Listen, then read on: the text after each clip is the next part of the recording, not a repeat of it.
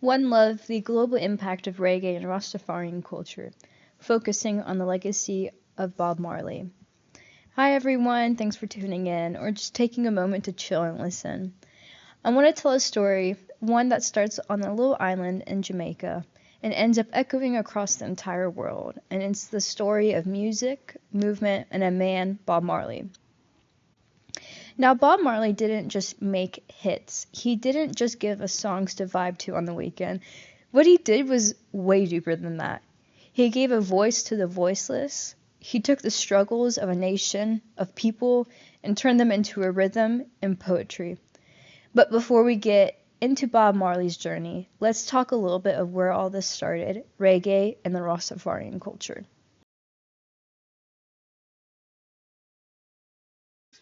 So, reggae music was born in Jamaica in the late 1960s, but it didn't just appear out of nowhere. It evolved from ska and rocksteady, which were faster, more upbeat styles of music. But reggae is smoother, slower, and more grounded. It's still got that steady, pulsing beat. It's like you feel it in your chest. It's like a heartbeat, slow and heavy.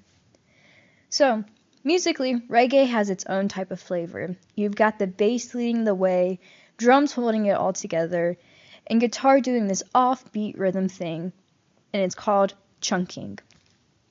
It's that little chop at the end of each measure. It's just that it's more than a sound, it's symbolic. It represents pushing back against the pressure of Western influence, against conformity. And then there's this thing also called skenge. It's that guitar effect that mimics gunfire. It has this raw, gritty, straight from the streets. It has the sounds of tension, of ghetto life, of what people were really living through in Kingston. But what makes reggae really powerful is what it's saying. Reggae music speaks the truth. It talks about poverty, racism, inequality, politics, and spirituality. It stands for love, for peace, and for unity. You're not just hearing music, you're hearing a message. And that message is deeply connected to something spiritual, which is the Rastafarian culture. So let's get into it. Now, in these next two slides, we're going to be talking about the Rastafarian culture. So if you've seen Bob Marley, you've probably seen his dreadlocks. And the red, gold, and green colors, maybe even the ganja leaf, if you're familiar with that. That's all part of the Rastafari culture. It's a faith, a lifestyle, and a way of overstanding the world. And I didn't say understanding, I said overstanding. And that's the real thing in the Rasta culture. It means seeing life through a deeper and more spiritual lens. The Rastafarianism started in Jamaica in the late 1930s. It combines elements of Christianity with African traditions and this powerful idea of Pan-Africanism. It's the belief that all people of Africa descend should unite and return to their roots. Rastafarians believe that the Emperor Haile Selassie I of Ethiopia, if I pronounced his name correctly, who they see the second coming of Christ, is the divine vicar. They talk about Babylon, which is a corrupt system, the Western world, and it's the corrupt system of the Western world, and how we need to escape from it and return to Zion, or known as Ethiopia, which is the spiritual homeland. In the next slide, we're going to be talking about the core beliefs and lifestyles of the Rasta culture. So let's get into the core beliefs of the Rastafari culture. It's pretty unique. So Rastas wear dreadlocks, and it's not just for the style, but it's the symbol of Lion of Judah. It's a biblical symbol to show strength and pride. As you can see in Bob Marley in those two pictures of him, those are dreadlocks. They also eat clean and natural foods, and this is the Etal diet. And the only picture I could find of the Etal diet on the internet is the one on the far left. I couldn't find much about that, but they just eat very clean and natural raw foods. And then they also use the ganja as a sacrament to meditate and connect with Jah, or God, and that is shown in the top right corner of the pictures. And then they also speak in this unique form of language, and it's called Dread Talk, or also Illyric, and it's a way of talking that's centered around unity and positivity. So in the songs, whenever they say I and I, instead of you and me, it's meant to remind us that we're all connected through God. And then in the next couple of slides, we're going to talk about how Bob Marley played a role in all of this and how this is all brought to light globally. So, who is Bob Marley, and what is his influence on the globalization and the politics that have happened, specifically in Jamaica? So let's get into it. Bob Marley was born on February 6, 1945, in a little village called 9 Miles in Jamaica. His dad was a white British man, and his mom was a black Jamaican woman. That mix of backgrounds meant he didn't always fit in perfectly in either of the worlds, but it also gave him this really unique perspective, and it's his ability to bridge divides. His early life wasn't easy as well. His father was mostly absent, and then Bob moved around quite often. But when he landed in Trenchtown, a rough neighborhood in Kingston, things really started to change there. Trenchtown was a tough but also buzzing with lots of creativity and new things. This is where music lived and breathed in the streets, and so, clearly, Bob soaked it all in. He was also really inspired by American artists like Fats Domino, Ray Charles, Ricky Nelson, and Moon Glows, but also by the local sounds of ska, mento, and calypso. Formation of the Wailers and how Marley's fame started to rise. He started a group with his friends Peter Tosh and Bunny Wailer. They called themselves the Wailers. They said they were called this because they were wailing and crying out because of the struggles they faced growing up poor and growing up in the system. In 1963, they released their first hit, Simmer Down.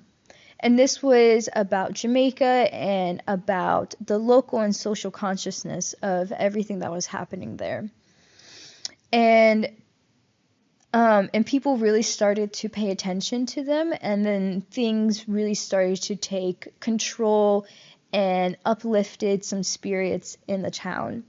But it wasn't until 1972 that things really took a turn for Marley. When he was visiting his mother in Delaware, he dropped his first album, Catching a Fire, and suddenly he went global.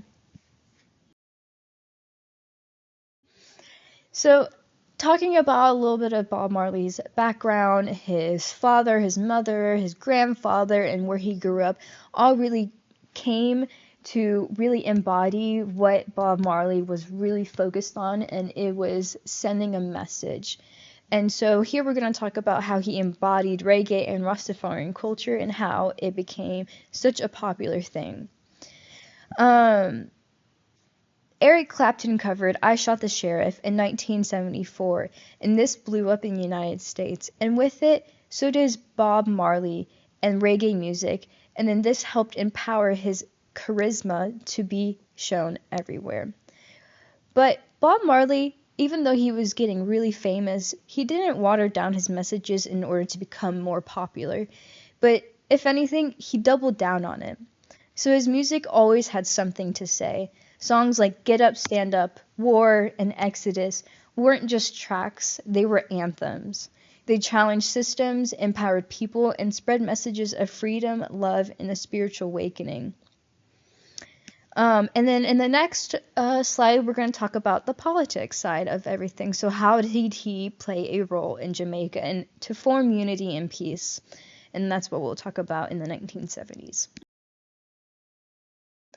So he didn't only just sing about peace, he was living it. So like I said before, in the late 1970s, Jamaica was in complete chaos.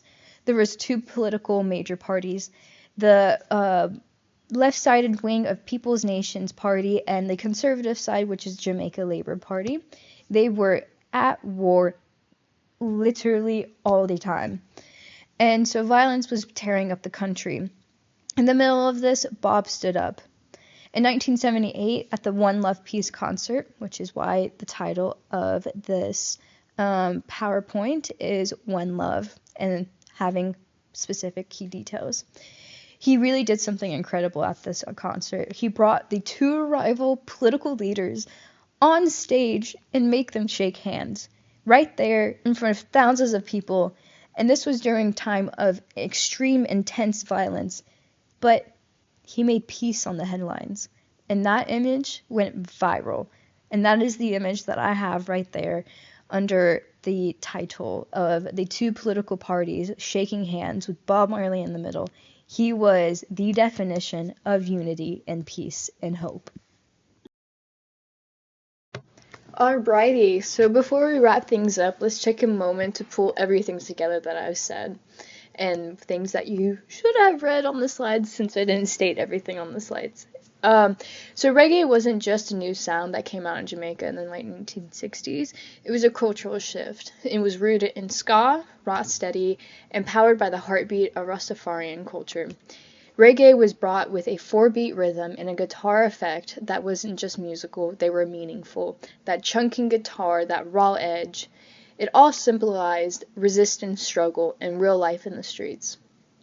But more than just rhythm, reggae brought a message about justice, love, standing strong and staying unified. It wasn't long before the world started listening, thanks to the voices like Cliff, the Wailers, movies like The Harder They Come, and then I forgot his name, but the one that sang I Shot the Sheriff in 1974, that really went global for Marley. And it's at the core of it all, Rastafarian, a spiritual foundation that brought purpose and soul to the sound. It taught liberation from Babylon, pride in African roots, and living in tune with nature's spirit and community. And no one embodied all of that more than Bob Marley. That's why he was the focus.